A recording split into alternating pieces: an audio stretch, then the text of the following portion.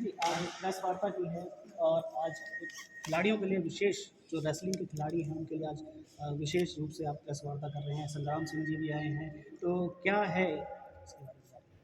देखिए ये जो कंपटीशन करवा रहे हैं ये संग्राम सिंह जी की मेहरबानी है। इसमें इन्होंने ये शुरू करवाया है और हम तो रेसलिंग के लिए बने हैं, कुश्ती के लिए बने हैं। मैं और मेरे फादर हम दोनों इस स्पोर्ट्स से जुड़े हुए हैं, अर्जुन अवॉर्डी हैं दोनों इसमें।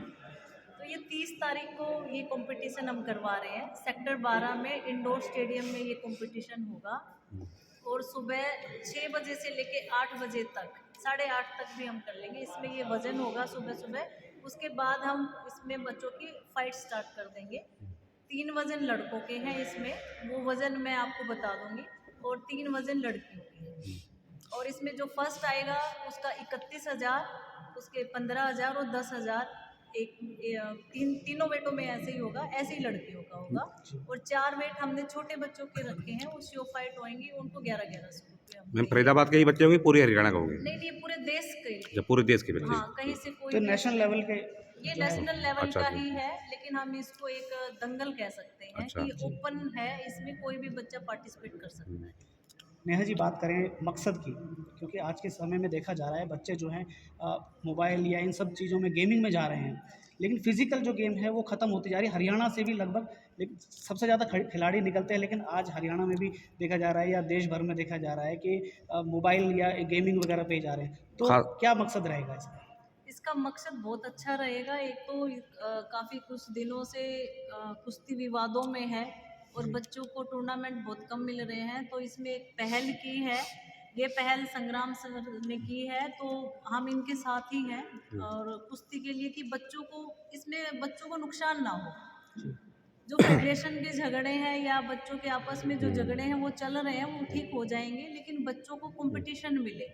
इसमें कोई पॉलिटिकल इशू नहीं है, कोई किसी का कुछ नहीं है। इसमें हम सिर्फ बच्चों का ये फायदा करना चाहते हैं कि इसमें बच्चों को ज़्यादा से ज़्यादा कंपटीशन मिले, उनकी परफॉर्मेंस पे कोई असर ना पड़े इससे। मैम, आप नेहा बच्चों जी, को उस क्या दिन संदेश देंगे कि ज़्यादा से ज़्यादा बच्चे इससे जुड़ सके? मैं यही, क्योंकि ज़्यादा से ज़्यादा बच्चे आएंगे तो उनको अपनी परफॉर्मेंस का पता चलेगा। देखो, हार जीत तो एक अलग मैटर है, उनको ये पता चलेगा कि मैं कहाँ किस लेवल पे स्टैंड कर रहा हूँ, मैंने कितनी फाइट जीती हैं, मैं यहाँ पर अगर मैं जीत रहा हूँ तो मैं आगे कहाँ तक मैं खेलूँगा, तो उसको अपनी परफॉर्मेंस का पता चल जाएगा और इसका हेजिटेशन भी खुलेगा कि हाँ, मैंने एक कॉम्पिटिशन लड़ लिया है। जो कंपटीशन है कितने समय तक चलेगा, मतलब एक दिन का रहेगा या कैसे? ये एक दिन का ही कॉम्पिटिशन है। ये 30 जनवरी को है, ये पूरा दिन ही तो चलेगा। इसमें जिन प्रतिभागियों ने भाग लेना है वो किस तरह से जो रजिस्ट्रेशन करेंगे, ऑनलाइन ऑफलाइन या कैसे रहेगा? ये ऑनलाइन भी है, ये ऑफलाइन भी है। हमने गूगल शीट तैयार की है, जिन बच्चों को अभी हम इसका पूरा परफॉर्मा तैयार कर रहे हैं और हर अखाड़े में हम अपने बंदे भेजेंगे कि गूगल शीट पे भी और वैसे भी वो बताएं कि कितने बच्चे इसमें आ रहे हैं। तो ये हमारा काम जारी है। मैम, पूरे देश से बच्चे जुड़ रहे हैं, तो आपने फरीदाबाद ही क्यों चुना? ये फरीदाबाद ये बहुत अच्छा क्वेश्चन है आपका कि फरीदाबाद क्यों चुना। इसमें संग्राम सर हैं, इन्होंने कांटेक्ट किया कि आप दोनों ही रेसलर हैं, तो आप इसमें फरीदाबाद में एक ऐसा कंपटीशन कराओ और हमारा सहयोग आपके साथ रहेगा। तो कुश्ती के लिए तो मुझे करना बहुत अच्छा लगता है और मेरे फादर को भी ये भी बोले कि बहुत अच्छा प्रोग्राम है, आप करवाओ इसको। तो फरीदाबाद में हम कुश्ती को, जैसे हमारी भी एकेडमी है, तो यहाँ भी 70-80 बच्चे आते हैं खेलने, तो मैं ये चाहती हूँ कि कुश्ती को ज़्यादा से ज़्यादा प्रमोट करें और सर इसमें ये कंपटीशन को हम सक्सेस करेंगे ताकि हर इंसान को पता चले कि हाँ, ये गेम है और इसमें क्या बेनिफिट होते हैं। ठीक है सर। संग्राम सर बताएं कुछ। देखिए, जो भी नेहा जी ने बताया जी, एक सेकंड। और जो उसने पूछा आपने, क्योंकि दिल्ली तो क्या है कि दिल्ली में 26 जनवरी है, बाकी और ढेर सारा दिल्ली में प्रोग्राम चलते रहते हैं, मगर रेसलिंग के हिसाब से एनसीआर की उसमें फरीदाबाद वन ऑफ द बहुत काम शांत सिटी है और यहाँ पे नेहा जी की एकेडमी है, सर यहाँ पे करवाते हैं, तो इनसे ऑनेस्ट और इनसे बेस्ट पर्सन कोई होगा नहीं इस चीज़ को करने के लिए, तो इसलिए फरीदाबाद चुना। सर, जिस दिन कंपटीशन होगा उस दिन आप मौजूद रहेंगे या नहीं, मतलब बच्चों को मोटिवेट करने के लिए जो आएंगे? जी, मैं अगर यहाँ पे रहा, दिल्ली में रहा, तो मैं डेफिनेटली आऊँगा। अगर उस दिन दुबई नहीं हुआ तो मैं 200% यहाँ पे आऊँगा। और आके देखेंगे, क्योंकि आजकल के बच्चों का स्टाइल अलग है, उनका खेलने का तरीका अलग है, उनका प्रेजेंस ऑफ माइंड अलग है। तो मैं डेफिनेटली आऊँगा उनको मोटिवेट करने के लिए अगर मैं यहाँ रहा तो क्या संदेश देना चाहेंगे अपनी तरफ से बच्चों के लिए, जो आज की युवा पीढ़ी है उनके लिए?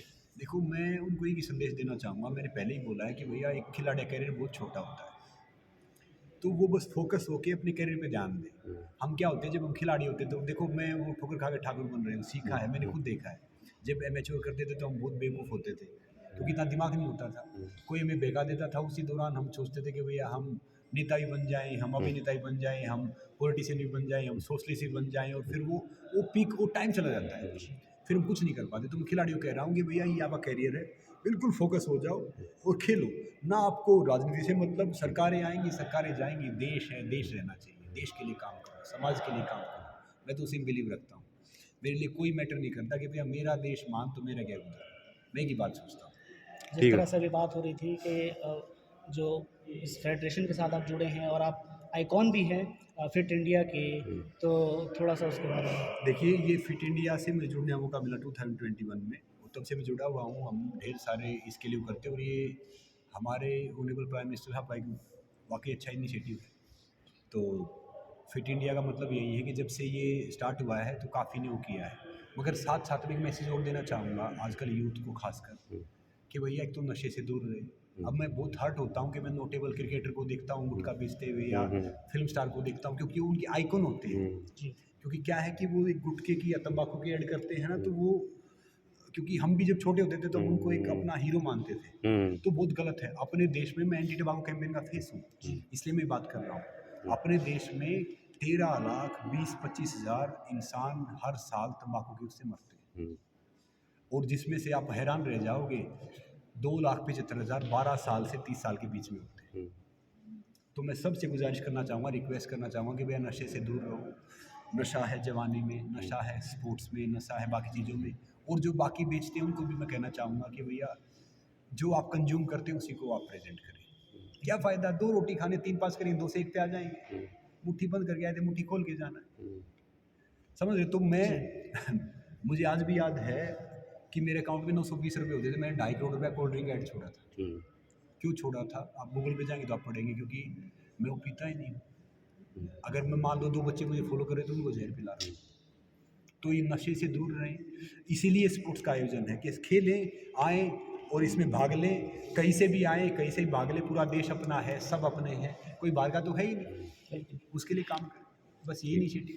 ठीक है सर। और इसमें हमें सर का आशीर्वाद मिल गया, और नेहा जी सपोर्ट कर रहे हैं, तो फिर इससे बड़ी बात क्या है। ठीक है सर, थैंक यू। ओके, नमस्ते।